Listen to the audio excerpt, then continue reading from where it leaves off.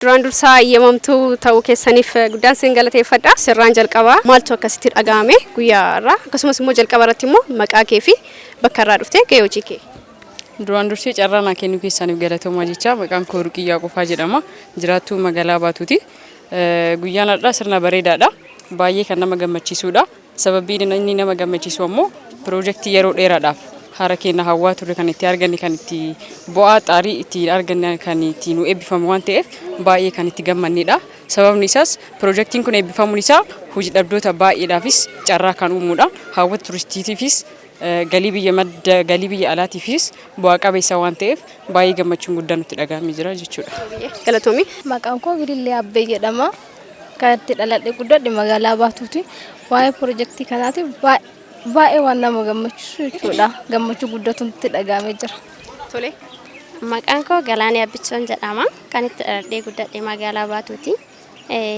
Baay'ee nama gammachiisa piroojeektiin keenya kanadha. Maqaan koo Buzuu Abbeen jedhama. Kan itti dhaladhee magaalaa Baatuuti. Piroojeektiin keenya eebbifamuudhaaf carraa baay'ee nutti dhagahame gammachuu baay'ee qabna jechuudha. Tole, maqaan koo Giftii Buniin jedhama. Kan nuti dhufneef eebba piroojeektii kanarratti argamuudhaaf piroojeektii kanarratti wanti aan dabarsuu barbaadu tokko dargaggeessi keenya iddoo garaagaraatti yeroo isaa bakka gubu iddoo kana dhufee bashannanee yaada wal jijjiiree akka galuufi. Maqaan koo Badhaatuu Bariisoo jedhama. Kan itti dhaladhee guddadhe magaalaa Baatuudha. Magaalaan Baattuu akkana bareeddee arguu kiyyaaf baay'ee gammadeera. Eshi dursa isinis galatama. Maqaan koo Bashaaddoo Abbeen jedhama. Dhalattuu magaalaa Baatuuti. Kan dhufne piroojeektii magaalaa Baatuu kana irratti hirmaachuudhaaf baay'ee nutti toleera. Isinis galatama. Maqaan koo Boonaa Abbiyyoo jiraataa bulchiinsa magaalaa Baatuuti. Piroojeektii kana arguu kiyyaatti baay'een gammada. Naannoon kun tanaan dura qoshashaa garaagaraa faradoon garaagaraa asitti du'aa tureera. Qoshashaa akkasii san xaragnee waa akkana kana arguu kiyyaatti baay'een gammada. Akkasumas dargaggoota baay'eedhaaf hojii uumeera naannoo kanatti kan suusii garaagaraatiin as keessa turan hojii uumeeraa fi jechuun barbaada. Maqaan koo Jamaal Nageessoo jedhama. Jiraataa magaalaa Baatuuti.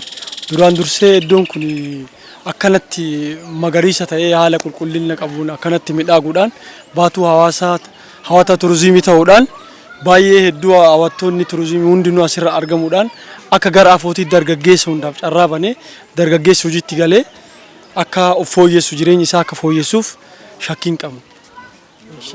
Maqaan koo Xaayir Jaaroo jedhama.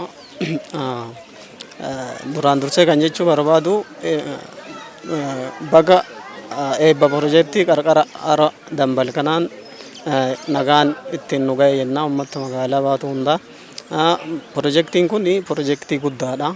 Piroojeektii yeroo hedduuf bootaa kanatti wanti garaagaraa xuraan garaagaraa asitti balfii jiru achirratti irratti ilaalameetiin amma ogeessota garaagaraan akka qarqarri hara dambal kun midhaaguuf yookaan hawwattoota alarraas ta'ee biyya keessaa simatuuf jecha itti yaadamee kan ijaaramee fi carraa hojii dargaggootaafis uumuuf piroojeektii waa guddaa irra hojjechuu danda'amu. Kanaaf kana nu ijaaruu kennaaf mootummaan kennallee duukaa bu'ee kana nu gargaaree hojjechuu isaatiif galata guddaa galchuu fi barbaada. Galatoomaas. Galatoomaa. Maqaan kiyya Abdulkariim Nuuraa jedhama. Jiraata magaalaa Baatuuti. Sababii asiin argamneef piroojeektii qarqara haroo dambal irratti hirmaachuudhaaf qarqara haroo dambal yeroo duraanii iddoo balfi garaagaraatti gatamaa turedha. Amma dammoo isa kana midhaagee argamuu isaatiif baay'ee gammadeera. Isin baay'ee gammaddan. Galatooma. Maqaan kiyya Daawit Biraanuu jedhama. Ganda Malkaawaa fi Qorraan kaas argame. Magaalaa Baatuu bara dheeraadhaaf asuma dhalannee asuma guddanne argaa turre. Balfi garaagaraas nu ture. Asumatti uffata isaanii miiccataa namoonni xurii isaanii asiggatu ni jiru ture. Amma garuu piroojeektiin kun waan guddaa magaalaa Baatuu ibsuu kan danda'u turistii harkisuu kan danda'u waan ta'eef baay'ee gammannee jirra. Dargaggoonni hedduun asirratti carraa hojii argatanii jiru. Kanaafuu kantiibaa kanas galateeffachuu barbaanna. Kanaan duras kan jalqaban kan jiru obbo Gazaany galatoomaa jenna. Kantiibaa ammaa kanas immoo sirriitti galateeffachuu barbaada. Kanumaan garuu wanti ibsuu barbaadu uummanni yoo waliin ta'ee wal gargaaree waliin hojjete biyya isaa misoomsuu ni danda'a.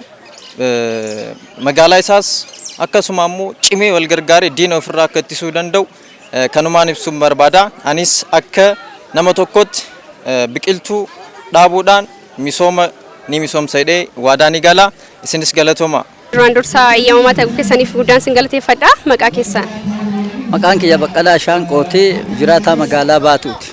Jalqaba irratti gaaffiin sin gaafadhu magaalli Baatuu hundeeffamaa fi ka'umsa ishee kana dura immoo magaalli Baatuu maal jedhamteetidha kan ishee waamamaa turte?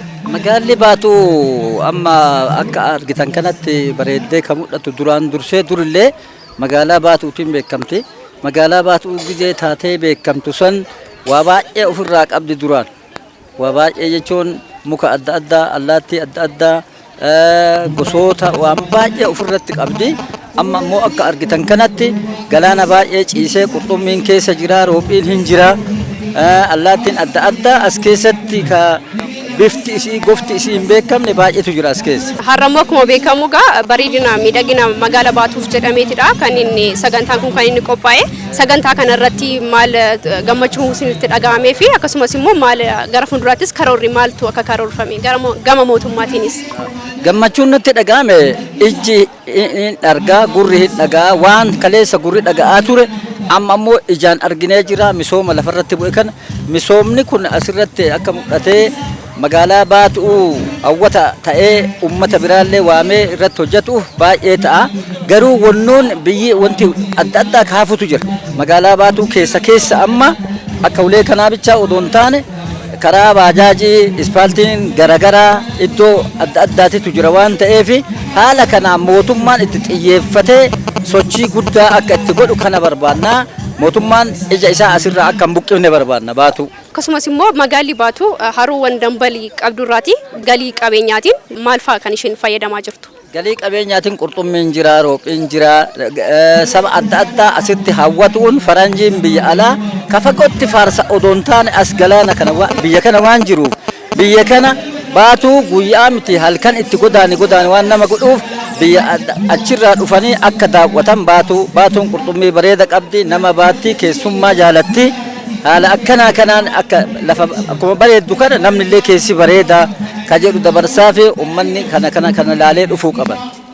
Galatooma yoo manaa ta'uu keessaniif. Maqaan koo Ibsaa Mashaa jedhama jiraataa magaalaa Baatuuti. Haroon kun akkuma beekamu umurii keenyatti haroo kana yoo ilaalaa turre bakka balfi garaagaraa itti gatamaa ture bakka immoo wantoonni tokko wantoonni balfi itti gatamaa ture. Mee naannawaa kanatti magaalli Baatuu kun hundooftee gara waggaa 60 jedhama. Haroo Baatuu kana haroo dambalii kanaan jedhama. Waggoota 60 kana keessatti yeroo tokko waggoota 5 duraan akkasii haroon kun irraa baduuf ka'amee jedhamee sadarkaa yaaddisaa keessa galee ture.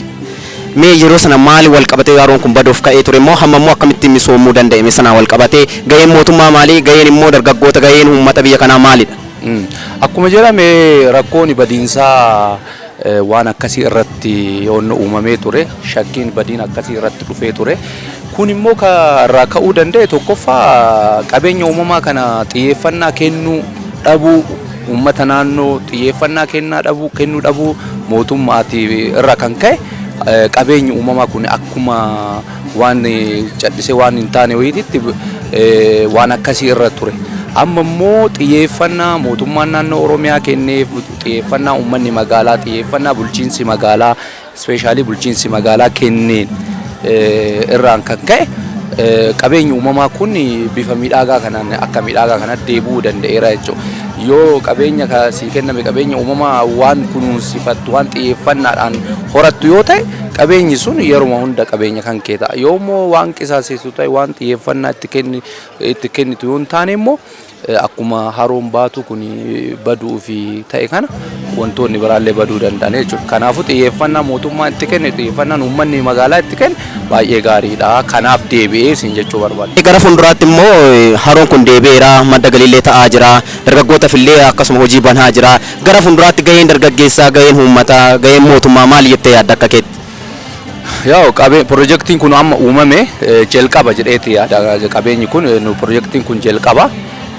Kanaafuu piroojeektii kana jiraattonni magaalaa kanaas mootummaanis hundi namaatu akka qaroo ija isaatti piroojeektii kana eeggachuu qaba.